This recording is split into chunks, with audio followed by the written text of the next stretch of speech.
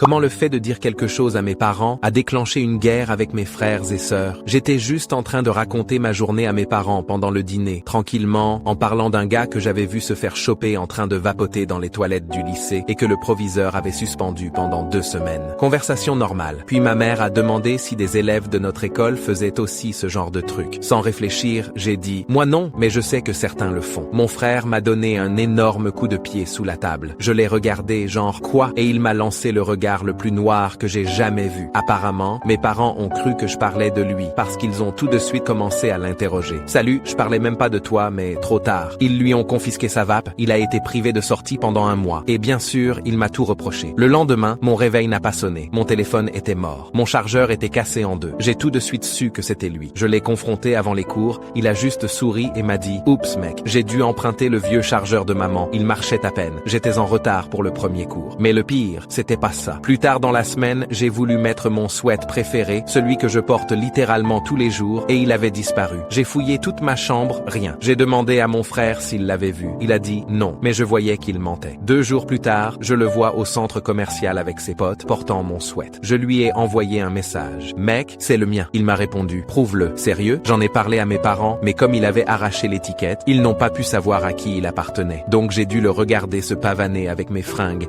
Et la goutte d'eau, c'est quand il a dit à mes parents que c'était moi qui avais cassé la télécommande le mois dernier. C'était lui, mais comme j'avais balancé avant, ils l'ont cru. Et c'est moi qui ai été puni pendant 1 semaine. J'étais furieux. Alors j'ai fait ce que je devais faire. Je suis allé dans sa chambre, j'ai trouvé sa réserve de boissons énergétiques qu'il n'avait pas le droit d'avoir, et je les ai laissés bien en évidence sur le plan de travail dans la cuisine. Ma mère les a trouvés, a tout compris, et il a repris 1 mois de punition. Depuis, il ne m'a plus jamais embêté. On se parle plus trop au dîner, mais honnêtement, ça valait le coup.